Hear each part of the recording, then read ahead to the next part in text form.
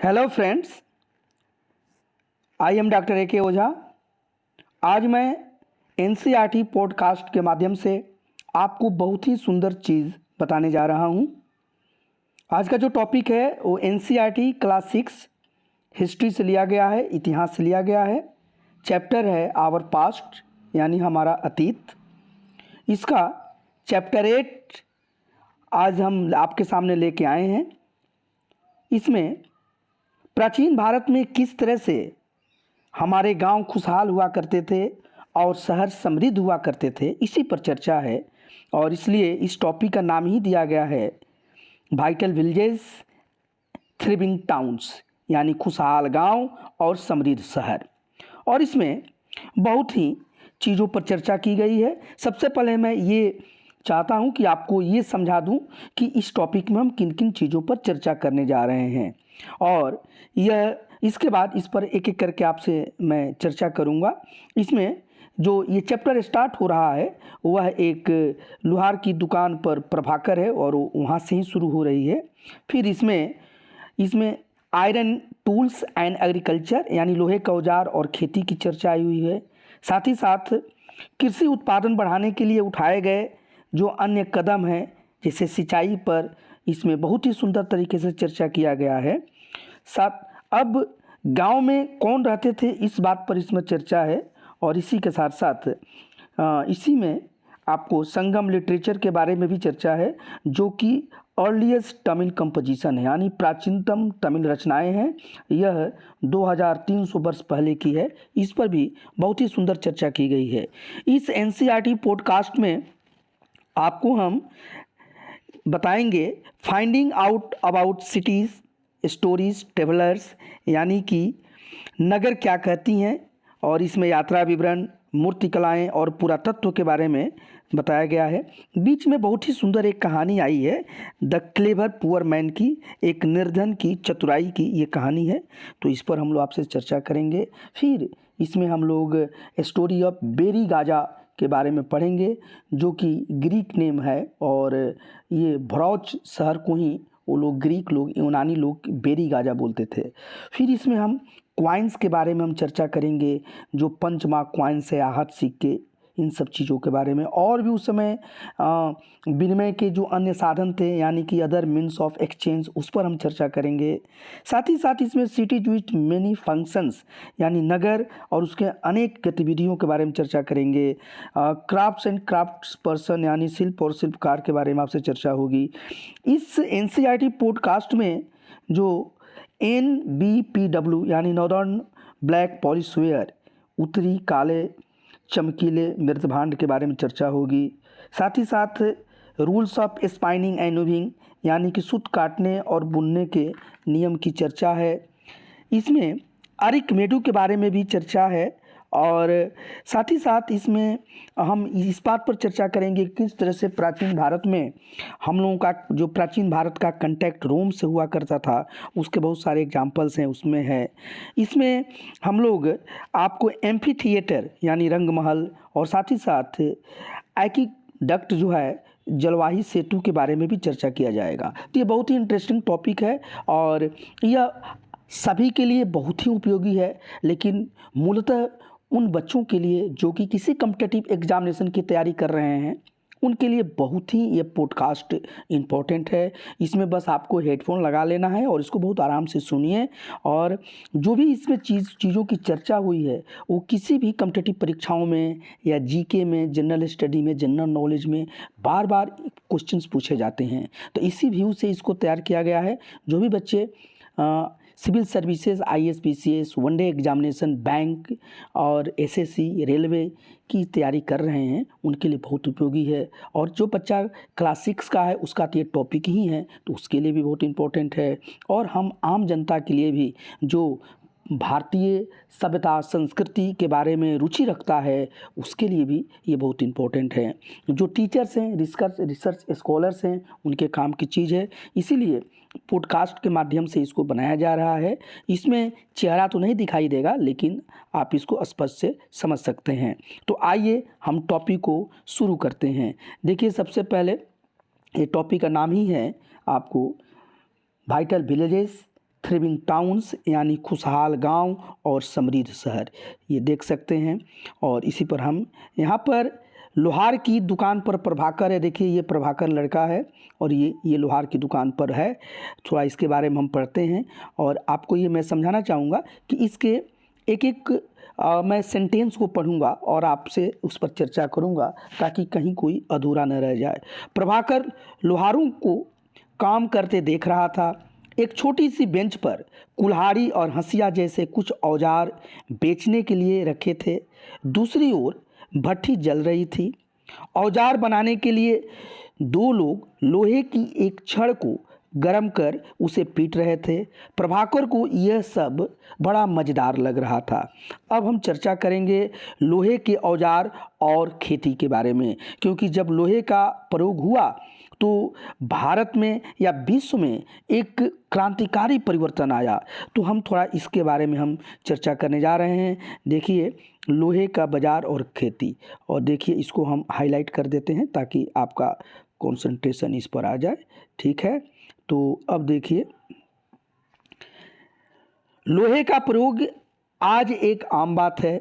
लोहे की चीज़ें हमारी रोज़मर्रा की ज़िंदगी का हिस्सा बन गई है। उस उपमहाद्वीप में लोहे का लगभग 3000 साल पहले शुरू हुआ था। लोहे का प्रयोग महापसार कब्रों में लोहे के औजार और हथियार की बड़ी संख्या मिले हैं। इसके बारे में हम लोग चैप्टर्स 4 में ही चर्चा कर चुके हैं। अब आगे बढ़िए। करीब 2500 वर्ष पहले लोहे के औजारों के बढ़ते उपयोग का प्रमाण मिलता है। इसमें जंगलों को साफ करने के लिए कुल्हाड़ियाँ और जुताई के लिए हलों के फाल शामिल हैं। चैप्टर 5 में हमने पढ़ा था कि लोहे के फाल के इस्तेमाल से कृषि उत्पादन बढ़ गया। इस सब चीज़ों पर हम लोग चर्चा कर चुके हैं। अब देखिए, अब दूसरे टॉपिक पर आइए यहाँ पर, और देखिए इसको भी हम आपको सुविधा के लिए हाईलाइट मैं करना चाहूँगा ताकि आप यहाँ पर इसको पकड़ लीजिए। बस आइए देखिए, कृषि उत्पादन बढ़ाने के लिए उठाए गए अन्य कदम, जिसमें कि सबसे पहली चर्चा हो रही है सिंचाई पर। समृद्ध गांवों के बिना राजाओं तथा उनके राज्यों का बने रहना मुश्किल था। जिस तरह कृषि के विकास में नए औजार तथा रोपाई महत्वपूर्ण कदम थे, उसी तरह सिंचाई भी काफ़ी उपयोगी साबित हुई।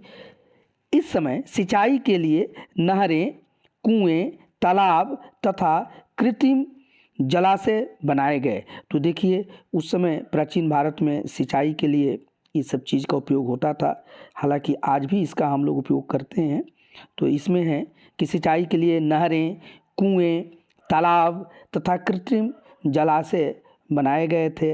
इधर देखिए कुछ ये चित्र दिए गए हैं जो लोहे के औजार हैं, आप देख सकते हैं। ये देखिए ये लोहे का औजार है, आपके घर में भी आप इसको देखते हैं। ये है औजारों की सूची में इन चित्रों के नाम चुनो। इसमें देखिए आप अपने से चुनिए। देखिए कोई हंसिया है, देखिए ये हंसिया है, ताकि साथ ही साथ कुल्हाड़ी है इसी में, और संडसी है। देखिए ये संडसी है, आप पहचान सकते हैं। हम आज भी इसका यूज करते हैं। अब थोड़ा आगे हम बढ़ते हैं, टॉपिक को बढ़ाते हैं। और देखिए इस चार्ट में तुम्हें सिंचाई से आए परिवर्तन दिखाए गए हैं। खाली स्थानों में सही वाक्य भरो। तो ये आपको भरना है, थोड़ा होमवर्क कीजिएगा। लोगों द्वारा परिश्रम किया गया, किसानों को लाभ मिला क्योंकि अब उत्पादन की अनिश्चितता घटी। कर अदा करने के लिए किसानों को उत्पादन बढ़ाना था। राजाओं ने सिंचाई की योजना बनाई और धन खर्च किया। तो देखिए ये सब आपको होमवर्क दिया गया है, इसमें थोड़ा आप अपने से कीजिएगा ताकि पता चले कि जो भी ऊपर पढ़ाया गया है आप उसको समझ पाए कि नहीं पाए। अब हम लोग चर्चा करेंगे गांव के बारे में, और ये चर्चा करेंगे कि गांव में आखिर कौन से लोग रहते थे। तो देखिए ये टॉपिक ही है, गांव में कौन रहते थे। इसको भी हमने हाईलाइट कर दिया ताकि आपका कंसंट्रेशन यहाँ पर चला है। देखिए इस उपमहाद्वीप के दक्षिणी तथा उत्तरी हिस्सों के अधिकांश गाँवों में कम से कम 3 तरह के लोग रहते थे। तमिल क्षेत्र में बड़े भूस्वामियों को वेलाला, साधारण हलवाओं को उड़वार और भूमिहीन मजदूर दास, कैडेसियार और अदिमई कहलाते थे। ये बहुत ही इम्पोर्टेंट है और जनरली परीक्षाओं में यह पूछा जाता है। तो याद कर लीजिए कि जो तमिल क्षेत्र है, यानी कि साउथ में तमिलनाडु जो जगह है, वहाँ पर जो भूस्वामी होते थे उनको वेलला कहा जाता था। साधारण हलवाओं को उड़वार कहा जाता था और भूमिहीन मजदूर या दास ये कडेसियार और अधिमई कहलाते थे। तो इन चीज़ों को आप ज़रूर नोट कर लीजिएगा। साथ ही साथ देखिए, देश के उत्तरी हिस्से में गांव का प्रधान व्यक्ति ग्राम भोजक कहलाता था। ये बहुत इंपॉर्टेंट है कि गांव का जो प्रधान व्यक्ति होता था, ये देखिए, ये ग्राम भोजक कहलाता था। तो इसको भी याद कर लीजिएगा। और आगे आइए, इसको समझने का प्रयास करते हैं। और देखिए यहाँ पर कि यहाँ पर ग्राम भोजक जो थे, यहाँ पर थोड़ा सा आइए, अक्सर एक ही परिवार के लोग इस पद पर कई पीढ़ियों तक बने रहते थे। यानी कि ग्राम भोजक के पद पर जो गांव का प्रधान होता था, यानी कि यह पद आनुवांशिक था, हेरिडेटरी था। ग्राम भोजक के पद पर आमतौर पर गांव का सबसे बड़ा भूस्वामी होता था। साधारणतया इनकी ज़मीन पर इनके दास और मजदूर काम करते थे। इसके अतिरिक्त प्रभावशाली होने के कारण प्रायः राजा भी कर वसूलने का काम इन्हें सौंप देते थे। ये न्यायाधीश का और कभी कभी पुलिस का काम भी करते थे। ग्राम भोजकों के अलावा अन्य स्वतंत्र कृषक भी होते थे, जिन्हें गृहपति कहते थे। बहुत इंपॉर्टेंट है, तब याद करना है कि जो गृहपति होता था वो कौन थे। तो जो स्वतंत्र कृषक थे उनको गृहपति कहा जाता था और इनमें ज़्यादातर छोटे किसान ही होते थे। इसके अतिरिक्त कुछ ऐसे स्त्री पुरुष थे जिनके पास अपनी ज़मीन नहीं होती थी। इनमें दास कर्मकार आते थे, जिन्हें दूसरों की ज़मीन पर काम करके अपनी जीविका चलानी पड़ती थी। अधिकांश गांवों में लोहार, कुम्हार, बढ़ई तथा बुनकर जैसे कुछ शिल्पकार होते थे। अब देखिए, ये जो साइडेड जगह है, यहाँ पर प्राचीनतम तमिल रचनाओं के बारे में चर्चा किया गया है। बहुत ही इम्पोर्टेंट है। तमिल की प्राचीनतम रचनाओं को संगम साहित्य कहते हैं। ये बहुत इम्पोर्टेंट है कि व्हाट इज संगम। यह तमिल की प्राचीनतम रचनाएं हैं, संगम साहित्य। इनकी रचना करीब 2300 साल पहले की गई। इन्हें संगम इसलिए कहा जाता है क्योंकि मदुरई के कवियों के सम्मेलनों में इनका संकलन किया गया था। प्राचीन भारत में जो पांड्य राज्य थे, उनका राजधानी मदुरई हुआ करता था, साउथ में है। तो यह मैप में भी आप इसको देखिए। और वहाँ पर एक संगम हुआ था, एक सम्मेलन हुआ था और इसी सम्मेलन में इन साहित्यों को संगम साहित्यों का कंपाइलेशन हुआ था, संकलन हुआ था, इसीलिए इनको नाम संगम साहित्य दिया गया। और गांव में रहने वालों के जिन तमिल नामों का यहाँ उल्लेख किया गया है, वे संगम साहित्य में पाए जाते हैं। तो संगम साहित्य साउथ इंडिया के, दक्षिण भारत के इतिहास को समझने के लिए एक बहुत बड़ा हमारे पास प्राचीनतम स्रोत है और बहुत ही यह ज्ञान की बात है और हमारे लिए उपयोगी है। साथ ही साथ अब हम थोड़ा नगर के बारे में आते हैं। नगर यानी कि सिटीज़ क्या कहती हैं, कहानियाँ, यात्रा विवरण, मूर्तिकलाएँ और पुरातत्व। तुमने जातक के बारे में सुना होगा। ये वो कहानियाँ हैं जो आम लोगों में प्रचलित थीं। बौद्ध भिक्षुओं ने इनका संकलन किया। यहाँ एक जातक कथा दी गई है जिसमें यह बताया गया है कि एक निर्धन किस तरह धीरे धीरे धनी बन जाता है। और देखिए, एक कहानी है एक निर्धन की चतुराई। थोड़ा इसको सुनिए, बहुत इंटरेस्टिंग है। एक शहर में एक गरीब युवक रहता था। उसके पास एक मरे चूहे के अलावा कुछ नहीं था। उसने उस चूहे को एक सिक्के में एक भोजनालय वाले की बिल्ली के लिए बेच दिया। फिर एक दिन बड़ी जोर की आंधी आई। राजा का बगीचा टूटी टहनियों और पत्तों से भर गया। उनका, देखिए यहाँ पर, उनका माली इसे साफ करने की बात से परेशान हो उठा। युवक ने माली से कहा कि अगर लकड़ियाँ और पत्ते उसे मिल जाएं तो वह बगीचे की सफाई कर सकता है। माली तुरंत मान गया, यानी तुरंत तैयार हो गया। युवक ने पास खेल रहे बच्चों को यह कहकर इकट्ठा कर लिया कि प्रत्येक टहनी और पत्ते के बदले में उन्हें एक एक मिठाई मिलेगी। देखते ही देखते उन्होंने बगीचे से एक एक तिनका चुनकर गेट के पास इकट्ठा कर दिया। तभी उधर से राजा का कुम्हार बर्तनों को पकाने के लिए ईंधन की तलाश में गुजरा। उसने पूरे ढेर को खरीद लिया। इस तरह युवक के पास कुछ और पैसे हो गए। अब उस युवक ने एक और योजना बनाई।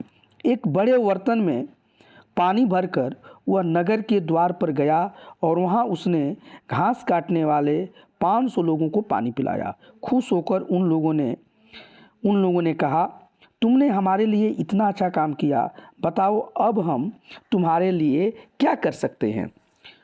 उस युवक ने कहा, मैं आपको यह तब बताऊंगा जब मुझे आपकी सहायता की ज़रूरत होगी।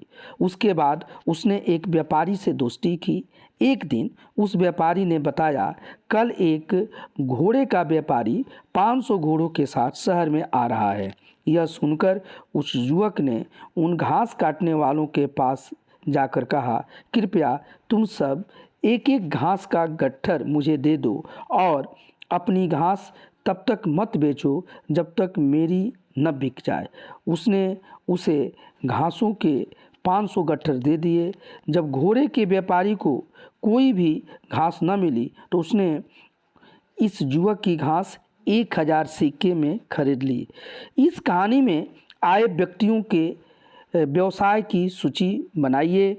प्रत्येक के लिए यह तय कीजिए कि वे यानी क शहर में, ख गांव में या फिर ग शहर तथा गांव दोनों में रहते थे। घोड़े का व्यापारी शहर में क्यों आया होगा? क्या महिलाएं कहानी में बताए व्यवसायों को अपना सकती थीं? उत्तर के कारण बताओ। तो ये आपके होमवर्क है, थोड़ा आप इसको सुनकर अपने से करने का प्रयास कीजिए। नेक्स्ट वीडियो में इन सब का मैं जवाब भी आपको दूंगा। प्राचीन नगरों के जीवन के बारे में हमें कुछ अन्य स्रोतों से पता चल सकता है। शहरों, गांवों या फिर जंगलों के जीवन से जुड़ी घटनाओं को मूर्तिकार कलात्मक ढंग से उकेरते थे। इन मूर्तियों को ऐसी इमारतों की रेलिंग, खंभों या प्रवेश द्वारों पर सजाया जाता था जहां लोग आते थे। तो देखिए कितने सुंदर तरीके से पहले गांव के बारे में, फिर अब शहर के बारे में ये बताया जा रहा है और बहुत इंटरेस्टिंग है। आप लोग इसे सुनिए और ये आपके ज्ञान को बहुत ही अभिवर्धित करेगा, बहुत ही इन्हेंस करेगा, बहुत बढ़ाएगा। अब देखिए यहाँ पर दिल्ली में मिले एक वलय कूप है। वलय कूप मतलब कि रिंग वेल, मतलब यानी कि जो गोलाकार तरीके से ये कुएं बनाए जाते थे। हड़प्पा की जल निकास व्यवस्था से यह कैसे भिन्न है, थोड़ा सोचिए, क्योंकि हड़प्पन सिविलाइजेशन की जो ड्रेनेज सिस्टम है, जल निकास प्रणाली है, वो काफ़ी चर्चित है। तो उसमें और इसमें तुलना कीजिए। नीचे सांची की मूर्तिकला है। देखिए सांची बहुत इंपॉर्टेंट जगह है। सांची का स्तूप तो बहुत इंपॉर्टेंट है। यहाँ सारीपुत्र मोगलायन की हड्डियाँ हैं और बौद्ध धर्म से संबंधित है। देखिए सांची की मूर्तिकला, यह मध्य प्रदेश स्थित सांची के स्तूप की मूर्तिकला का नमूना है। हमारे शहर के जीवन का, हाँ, इसमें शहर के जीवन का एक दृश्य है और तुम अध्याय 11 में सांची के बारे में विस्तार से पढ़ोगे। इन दीवारों को देखो, क्या वे ईंटों की बनी है या फिर लकड़ी या पत्थर के? क्या इनकी रेलिंग लकड़ी की बनी है? इन इमारतों की छतों का वर्णन करो। देखिए ये सांची का है, इसको देख लीजिए, बहुत इम्पोर्टेंट है। अब थोड़ा सा आगे बढ़ते हैं। अध्याय 5 में यानी चैप्टर 5 में वर्णित अनेक शहर महाजन पदों की राजधानी थे। जैसा कि तुमने पढ़ा, इनमें से कुछ शहर परकोटों से घिरे होते थे। परकोटा मतलब फेंसिंग। और जैसा कि तुम ऊपर के चित्र में देख रहे हो, अनेक शहरों में वलय कूप मिले हैं। वलय कूप यानी रिंग वेल जो होते थे। ये वलय कूप गुसल खाने, नाली या कूड़ेदान के लिए प्रयुक्त होते थे। प्रायः ये वलय कूप लोगों के घरों में होते थे। इसी में लोग कूड़ा आदि फेंक देते थे, ठीक ना। और महलों, बाज़ारों या आम घरों में अवशेष बहुत कम मिले हैं। संभवतः लकड़ी, मिट्टी व कच्ची ईंटों या छप्पर से बने होने के कारण ये ज़्यादा समय तक टिक न पाए हों। भविष्य में पुरातत्वविद इनकी खोज कर सकते हैं। प्राचीन शहरों के बारे में वहाँ गए नाविकों यानी कि जो सेलर हैं जो और तथा यात्रियों यानी ट्रेवलर के विवरणों से भी पता चलता है। ऐसे ही एक विस्तृत विवरण किसी अज्ञात यूनानी नाविक का है जिन देखिए पत्तनों पर वह गया उन सभी के बारे में उसने लिखा है। और देखिए ये मानचित्र में आप भड़ौच को चुनिए, अब उसके द्वारा दिए गए वर्णन को पढ़ो। और इसमें थोड़ा मैं बताता हूँ। इसमें एक और है, देखिए इस शेडेड जगह में बताया गया है बेरी गाजा जो है उसके बारे में, जो कि बेरी गाजा को भरूच का यूनानी नाम है। इसकी कहानी है बेरी गाजा की संकरी खाड़ी में समुद्र से आने वालों के लिए नाव चला पाना बहुत मुश्किल होता है। राजा के द्वारा नियुक्त कुशल और अनुभवी स्थानीय मछुआरे ही यहाँ जहाज ला सकते थे। बेरी गाजा में शराब, तांबा, टीन, शीशा, मूंगा, पुखराज, कपड़े, सोने और चांदी के सिक्कों का आयात होता था। आयात मतलब कि इंपोर्ट होता था। हिमालय की जड़ी बूटियाँ, हाथी दांत, गोमेद, कार्निलियन, सूती कपड़ा, रेशम तथा इत्र यहाँ से निर्यात किए जाते थे। राजा के लिए व्यापारी विशेष उपहार लाते थे। उपहार यानी कि गिफ्ट से मतलब यहाँ पर है। इनमें चांदी के बर्तन, गायक, किशोर, सुंदर औरतें, अच्छी शराब तथा उत्कृष्ट कपड़े शामिल थे। बेरी गाजा के आयात और निर्यात होने वाली चीज़ों की सूची बनाइए। 2 ऐसे चीज़ बताओ जिनका उपयोग हड़प्पा युग में नहीं होता था। तो ये आपका थोड़ा सा होमवर्क है मेंटल। अब थोड़ा सा हम आहत सिक्के के बारे में देखिए साइड में लिखा गया है, फिर हम बाकी कॉइन्स के बारे में चर्चा करेंगे। देखिए आहत सिक्के क्या है, जिसको कि पंच मार्क्ड कॉइन्स भी कहा जाता है। आहत सिक्के सामान्यतः आयताकार और कभी कभी वर्गाकार या गोल होते थे। ये या तो धातु की चादर को काटकर या धातु के चपटे गोलिकाओं से बनाए जाते थे। इन सिक्कों पर कुछ लिखा हुआ नहीं था, बल्कि इन पर कुछ चिन्ह ठप्पे से बनाए जाते थे, इसलिए ये आहत सिक्के कहे जाते थे, यानी पंच किए जाते थे, इसलिए इनको पंच मार्क कॉइन्स भी कहते हैं। ये सिक्के उपमहाद्वीप के लगभग अधिकांश हिस्सों में पाए जाते हैं और ईसा की आरंभिक सदियों तक ये प्रचलन में थे। देखिए यही आहत सिक्का है। अब थोड़ा कॉइन्स के बारे में हम लोग यहाँ पर चर्चा करें। और देखिए पृष्ठ 82 पर दी गई कहानी से तुमने देखा कि किस तरह सिक्कों के आधार पर संपत्ति का मूल्यांकन किया गया। पुरातत्वविदों को इस युग के हजारों सिक्के मिले हैं। सबसे पुराने आहत सिक्के थे जो करीब 500 साल चले, मानी 500 ईयर्स तक ये प्रचलन में रहे। आहत सिक्के यानी पंचमार्क कॉइन्स। इसका चित्र नीचे दिया गया है। चांदी या तांबे के सिक्कों पर विभिन्न आकृतियों को आहत कर बनाए जाने के कारण इन्हें आहत सिक्का कहा गया। आहत यानी कि पंच किया गया, ठीक है ना। अब देखिए कुछ विनिमय के अन्य साधन थे, इसमें आपको दिया गया है, थोड़ा इस पर भी हम लोग चर्चा कर लें। देखिए संगम साहित्य की एक छोटी सी कविता को पढ़ा जाए थोड़ा सा और समझिए कितनी सुंदर है। खेतों के सफ़ेद धान गाड़ियों पर लादे जा रहे हैं नमक के लिए, लंबे लंबे रास्ते चांदनी सी सफ़ेद रेत पर, परिवार को समेटे कहीं पीछे छूट न जाएं। शहरों में नमक के सौदागरों के यूं चले जाने से सिर्फ सन्नाटा रह जाता है। समुद्र के किनारे नमक का बहुत ज़्यादा उत्पादन होता था।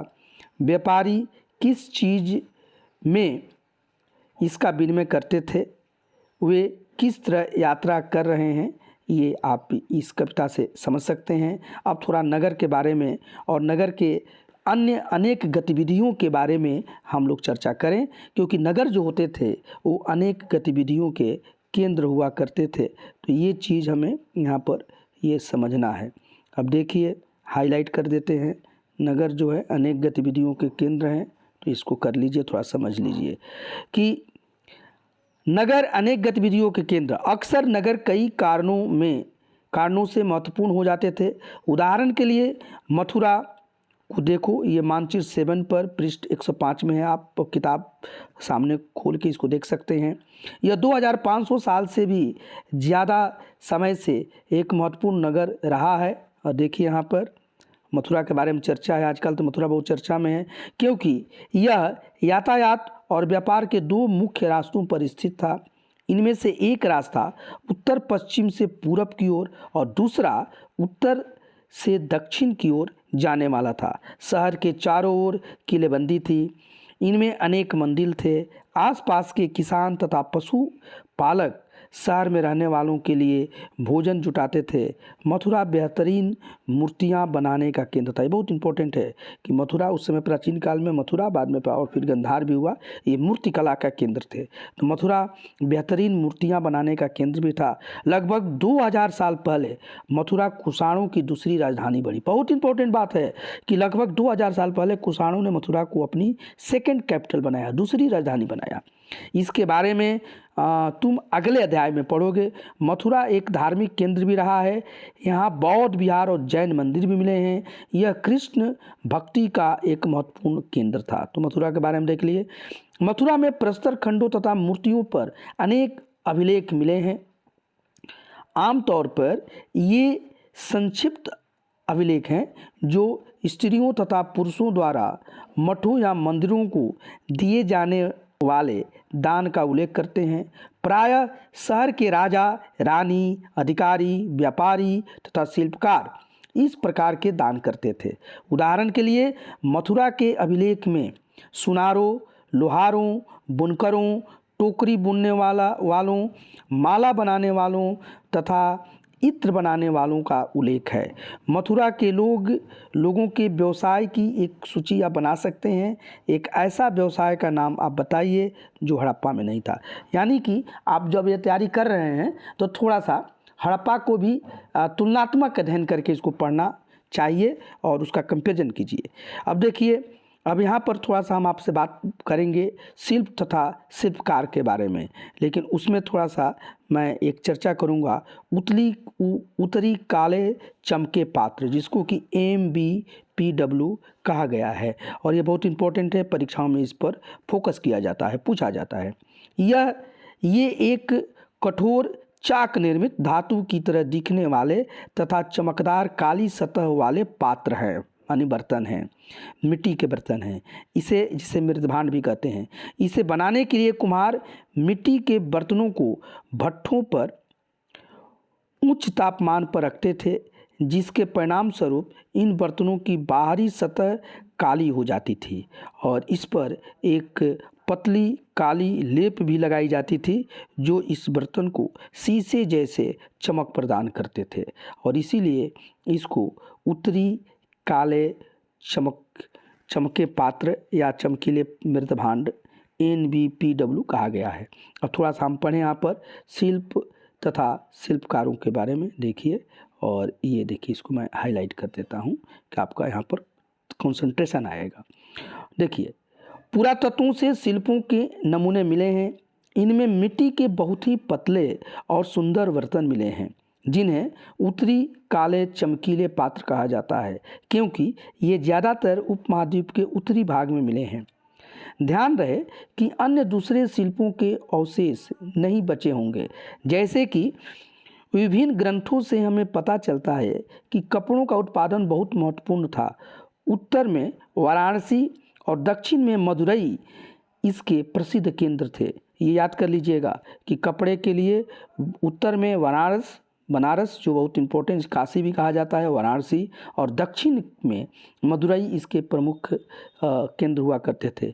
यहाँ स्त्री पुरुष दोनों काम करते थे। इन जगहों पर ये दोनों, स्त्री और पुरुष दोनों काम करते थे। अनेक शिल्पकार तथा व्यापारी अपने अपने संघ बनाने लगे थे, जिन्हें श्रेणी कहते थे। ये बहुत इंपॉर्टेंट है कि श्रेणी जो है, ये इसको थोड़ा सा हम हाईलाइट कर देते हैं, ये बहुत इंपॉर्टेंट है। और श्रेणी को याद कर लीजिए कि ये संघ हुआ करता था व्यापारियों और शिल्पकारों का।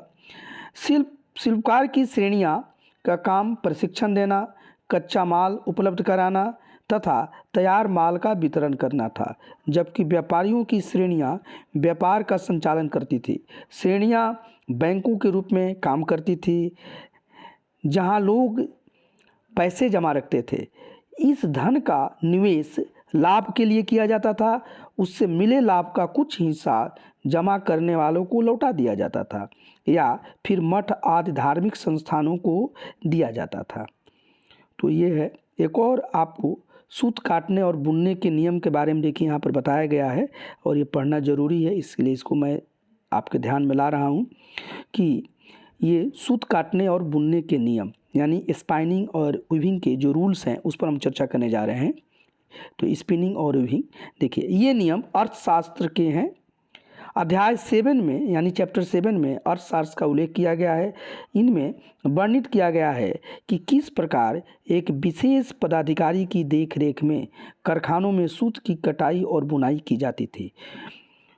देखिए, ऊन पेड़ों की छाल, कपास, पटुआ तथा सन को तैयार करने के बारे में विधवाओं, सक्षम असक्षम महिलाओं, भिक्षुणियों, वृद्ध वेश्याओं, राजा की अवकाश प्राप्त दासियों, सेविकाओं और अवकाश प्राप्त देवदासियों को लगाया जा सकता है। इनमें ये बताया गया कि ये लोग ये काम करें क्योंकि ये अब एक तरह से रिटायर हो चुके हैं, तो इनके लिए ये काम दिया गया है। इन्हें इनके काम के और गुणवत्ता के अनुसार पारिश्रमिक देना चाहिए। जिन महिलाओं को बाहर निकलने की अनुमति नहीं है वे अपनी दासियों को भेजकर कच्चे माल को मंगवा सकती हैं और फिर तैयार माल उन्हें भिजवा सकती हैं। वे औरतें जो कारखाने तक जा सकती हैं उन्हें अपना माल कारखाने तक तड़के ले जाना पड़ता था। और देखिए यहाँ पर जहां उन्हें पारिश्रमिक मिलता था। इस समय माल को अच्छी तरह जांचने के लिए रोशनी होती थी। अगर निरीक्षक उस औरत की तरफ देखता है या इधर उधर की बात करता है तो उसे सज़ा मिलनी चाहिए, ये नियम में बताया गया है। यानी यहाँ पर देखिए अनुशासन और शिष्टाचार का बहुत ही ध्यान रखा गया है। अगर औरत ने अपना काम पूरा नहीं किया तो उसे जुर्माना देना होगा, इसके लिए उसका अंगूठा भी काटा जा सकता है। ये एक कठोर दंड आप कह सकते हैं। अब देखिए, अब यहाँ पर उन महिलाओं की आप सूची बनाइए जिन्हें निरीक्षक नियुक्त कर सकता था, यानी कि जो अर्थशास्त्र में लिखा गया है, और क्या काम करने के दौरान महिलाओं को मुश्किलें झेलनी पड़ती थी, इस पर थोड़ा सा विचार कीजिए। अब हम थोड़ा सा बहुत इंपॉर्टेंट बात पर, ये जो क्लोजर लुक है, सूक्ष्म निरीक्षण, हम अरिकमेडु पर करेंगे। और देखिए मानचित्र 7 पृष्ठ संख्या 105, यानी कि जो मानचित्र है मैप 7 और पेज 105 में एनसीईआरटी किताब में देखिए अरिकमेडु जो कि पुडुचेरी में है वो आप ढूंढिए। पृष्ठ 88 में रोम के बारे में दी जानकारी को भी पढ़िए। लगभग 2200 से 1900 साल पहले अरिकमेडु एक पतन था। पतन मतलब कि बंदरगाह था, पोर्ट था। यहाँ दूर दूर से आए जहाज़ों से सामान उतारे जाते थे। यहाँ ईंटों से बना एक ढांचा मिला है जो संभवतः गोदाम रहा हो।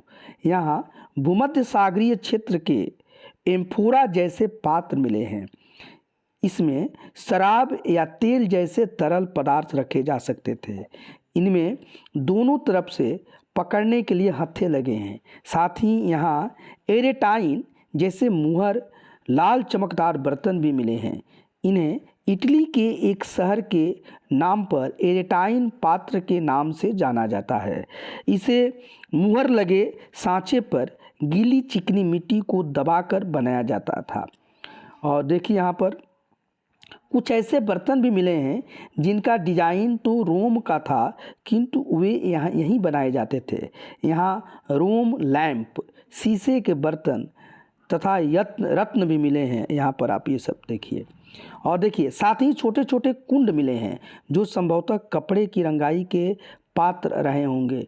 यहाँ पर शीशे और अर्ध बहुमूल्य पत्थरों से मनके बनाने के पर्याप्त साक्ष्य मिले। मनका यानी कि बीट्स जो माला आदि में लगा बनता है। और देखिए, अब रोम के साथ संबंध दर्शाने वाले साक्ष्य की सूची बनाइए। मतलब यहाँ पर अब बताया गया ना कि जो भी यहाँ पर बर्तन मिले हैं उनका डिजाइन रोम का था। तो इसका मतलब कि उस समय प्राचीन भारत में रोम से हमारा प्राचीन भारत का संबंध था और व्यापारिक संबंध था। अब देखिए, ये भी एक इस चित्र को देखिए। और अभिलिखित मिट्टी के बर्तन, कई बर्तनों पर ब्राह्मणी लिपि में अभिलेख मिले हैं। प्रारंभ में तमिल भाषा के लिए इसी लिपि का प्रयोग किया जाता था। बहुत इंपॉर्टेंट ज्ञानी है, जानकारी है कि ब्राह्मी लिपि का ही हम लोग उपयोग करते थे तमिल भाषा के लिए भी, और इसलिए इन्हें तमिल ब्राह्मी लिपि भी कहा जाता है। अब देखिए, एल्सवेयर में अन्यत्र में कुछ अच्छी जानकारी दी गई है, जिसमें कि एम्फी थिएटर की याद की चर्चा है। तो थोड़ा इसको हम, ये लास्ट में है, ज़रूर इसको हम लोग पढ़ लें। ये चित्र देख लीजिए, ये एक्वाडक्ट है, और एक्वाडक्ट का मतलब है कि एक तरह से ये जल का, ये जलवाही है और यहाँ से रास्ता बनाया गया है। साथ ही साथ एम्फी थिएटर के बीच में चर्चा आएगी, यानी कि रंगभूमि के बारे में। अब देखिए, मानचित्र 6 पृष्ठ 76, यानी कि मैप 6 और पेज 76 में रोम को आप थोड़ा ढूंढिए। यह यूरोप के सबसे पुराने शहरों में से एक है। इसका विकास लगभग तभी हुआ जब गंगा के मैदान के शहर बस रहे थे। रोम एक बहुत बड़े साम्राज्य की राजधानी था। यह यूरोप, उत्तरी अफ्रीका तथा पश्चिमी एशिया तक फैला साम्राज्य था। इसके सबसे महत्वपूर्ण शासकों में से एक अगस्टस, ठीक है ना, बहुत इम्पोर्टेंट है। अगस्टस जो है करीब 2000 साल पहले शासन किया करते थे। उसने कहा था कि रोम ईंटों का शहर था, जैसा जिसे मैंने संगमरमर का बनवाया। अगस्टस और उसके बाद के शासकों ने कई मंदिर तथा महल भी बनवाए। अगस्टस ने बड़े बड़े रंग महल, जिसे एम्फी थिएटर कहते हैं, बनवाए। इनमें चारों तरफ दर्शकों के बैठने की सीढ़ी नुमा जगह होती थी। यहाँ लोग विभिन्न प्रकार के कार्यक्रम देख सकते थे। उन्होंने स्नानागार भी बनवाए और स्त्रियों तथा पुरुषों के लिए अलग अलग समय निर्धारित थे। यहाँ लोग एक दूसरे से मिलते जुलते थे और आराम करते थे। बड़े बड़े जलवाही सेतु, जिसे कि एक्वाडक्ट कहते हैं, के जरिए शहर के स्नानागारों, फव्वारों तथा गुसलखानों के लिए पानी लाया जाता था। तो ये बड़े खुले रंगमहल, एम्फी थिएटर और जलवायु सेतु, देखिए इतने दिनों तक कैसे बचे रहे, ये भी हमारे लिए प्रश्न का विषय है। तो इस प्रकार ये चैप्टर समाप्त हुआ है, और इसको आप लोग 1-2 बार पढ़िए। हमने कोशिश किया है कि इसके एक एक सेंटेंस को और एक एक वर्ड को आपको बताया है, ताकि आप में संपूर्णता आए, आपका अप्रोच जो हो होलिस्टिक हो। और यह पॉडकास्ट जो बच्चे कंपटीशन की तैयारी कर रहे हैं, किसी प्रतियोगी परीक्षा की तैयारी कर रहे हैं, चाहे वो IAS PCS का एग्ज़ाम हो या आपका वनडे एग्ज़ाम हो, SSC का हो, सभी में के लिए इम्पोर्टेंट है बहुत ही। और साथ ही साथ ये क्लास 6 के बच्चों का तो अपना टॉपिक है, तो इसको सुनिए और समझिए, और अपना कमेंट सेक्शन में कमेंट ज़रूर डालिएगा, ताकि इस प्रयास को और सुंदर बनाया जा सके। और अगर यह पॉडकास्ट आपको अच्छा लग रहा है तो इसे ज़रूर आप डॉक्टर AK ओझा चैनल को आप लाइक कीजिए, सब्सक्राइब कीजिए, और बेल आइकन को, बेल जो आइकन है उसको भी, बटन को दबाना मत भूलिए। और अगर कोई भी आपको समझने में परेशानी आ रही है तो ज़रूर आप कमेंट सेक्शन में इसे लिखिए, ताकि उसको सुधारा जा सके।